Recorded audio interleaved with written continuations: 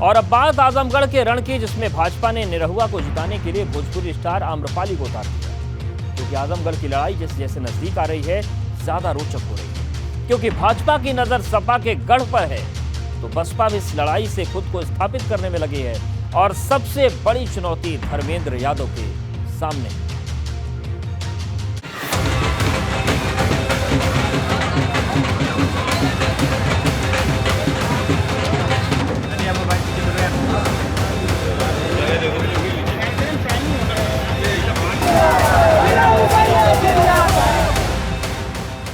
आजमगढ़ की जंग जारी, निरहुआ के लिए मैदान में उतरी आम्रपाली। आई थिंक 19 के मुकाबले मुझे लगता है कि मैं 19 के हिसाब से डबल लोगों को देख रही हूँ समर्थन में उतरते हुए। 9 दिन बाद फाइट, किसका होगा भोकाल टाइम? के 100% जनता समाजवादी पार्टी को चुनाव जिताने के लिए मन बना चुकी है। एक बड़ा वोट है समाजवादी पार्टी के पास।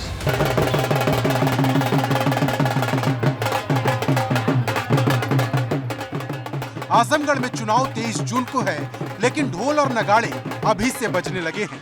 समाजवादी पार्टी का किला ढहाने के लिए भाजपा ने भोजपुरी एक्ट्रेस आम्रपाली दुबे को प्रचार के मैदान में उतार दिया है। क्योंकि जब निरहुआ का प्रचार करने आम्रपाली दुबे आजमगढ़ पहुंची तो लोगों का हुजूम उमड़ पड़ा।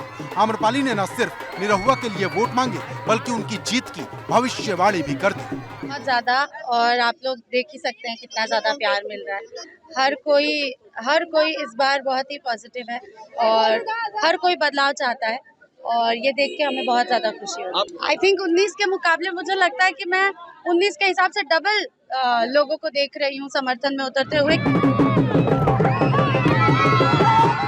भाजपा की कोशिश आजमगढ़ को फतेह कर सैफई परिवार की विरासत को चुनौती देने की है। यही वजह है कि भाजपा ने जहां निरहुआ पर दांव चला, वहीं भोजपुरी एक्ट्रेस आम्रपाली दुबे को प्रचार युद्ध में उतारकर साफ कर दिया। आजमगढ़ किसी के लिए भले ही एक सीट हो, लेकिन उनके लिए ये मिशन है जिसे 24 से पहले वो पूरा कर लेना चाहती है। हाथ और हाथी के चुनावी मैदान से बाहर रहने की वजह से यहाँ साइकिल और कमल के बीच कड़ा मुकाबला देखने को मिल रहा है। समाजवादी पार्टी ने आजम खां के करीबी रहे आसिम राजा पर दाव खेला है, वहीं बीजेपी ने भी कभी आजम खां के खासम खास रहे घनश्याम सिंह लोधी को चुनाव मैदान में उतारा है। लेकिन भाजपा के मिशन के आगे धर्मेंद्र यादव दीवार बनकर खड़े हैं, जिन्होंने अखिलेश यादव की विरासत को बचाने की जिम्मेदारी अपने कंधों पर उठा रखी है, तो सहयोगी दल सुभाषपा भी पूरी ताकत लगा रही है।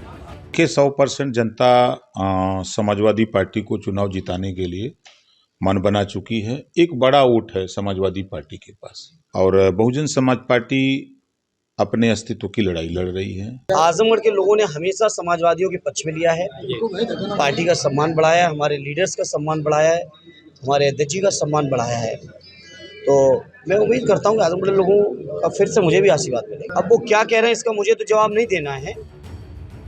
वहीं इन सब के बीच लड़ाई में बसपा भी है, जो दलित मुस्लिम गठजोड़ के जरिए खुद को स्थापित करने में जुटी है।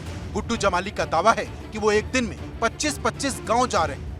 सरकार ठीक है, बनती है, दल होता है, लड़ती है, लेकिन ऐसा नहीं है कि जो कैंडिडेट जाता है, पीएम जब बन जाता है तो सबका रहता है, सीएम जो बन गया वो सबका रहता है। ये उनका मानना है। मैं हाउस में रहा हूँ, मुझे मालूम है कि अगर आपके पास क्षमता है तो आप सब काम करा देंगे।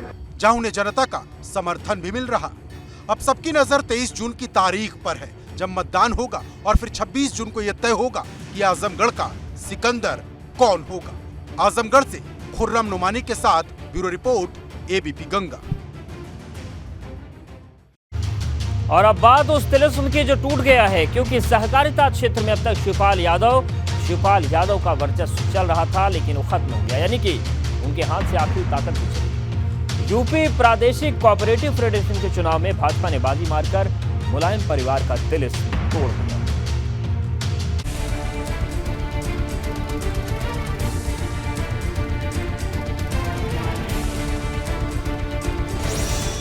सहकारिता से भी खत्म हुआ शिवपाल का वर्चस्व।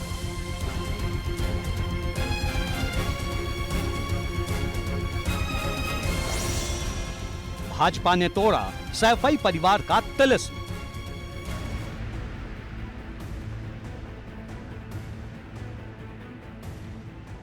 पहले विधानसभा, फिर विधान परिषद और अब यूपीपीसीएफ यानी उत्तर प्रदेश प्रादेशिक कोऑपरेटिव फेडरेशन। आम बोलचाल में कहें तो सहकारिता। इस क्षेत्र में लंबे समय से मुलायम परिवार का ही दबदबा रहा। सत्ता किसी की भी रही हो, लेकिन पिछले करीब 30 सालों से सहकारी ग्रामीण विकास बैंक पर मुलायम परिवार की धमक दिखाई देती थी। लेकिन अब भाजपा ने इस तिलिस्म को भी तोड़ दिया है। यूपीपीसीएफ में सभापति और उपसभापति के चुनाव के बाद यहां से भी सपा का वर्चस्व खत्म हो गया।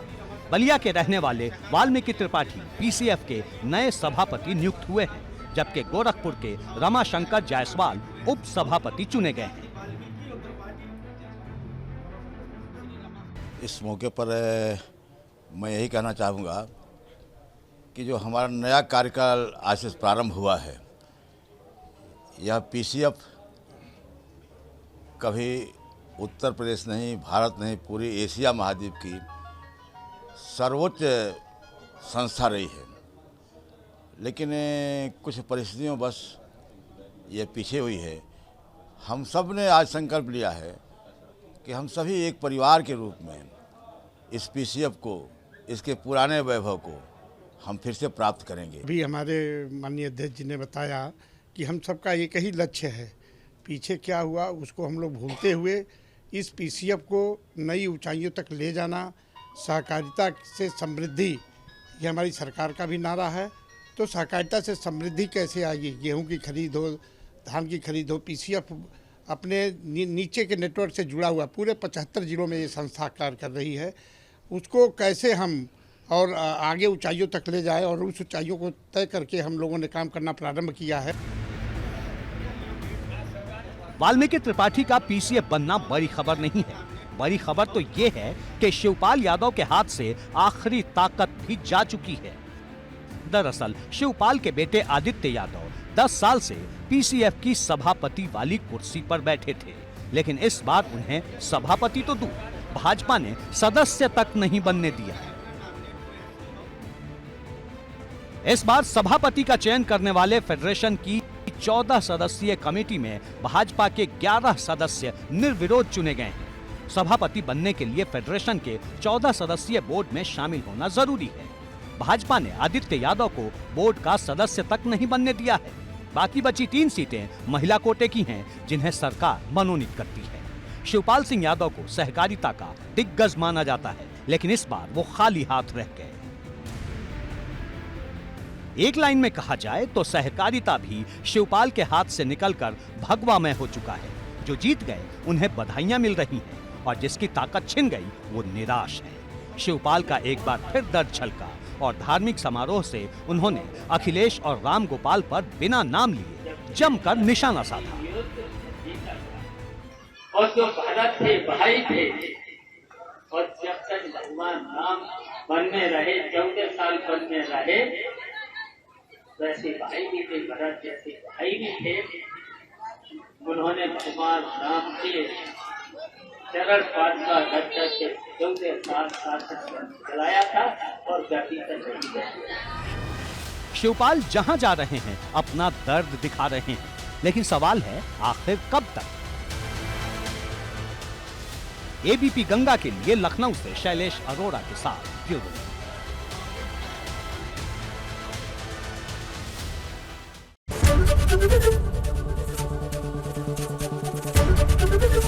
एबीपी गंगा, खबर आपकी, जुबान आपकी।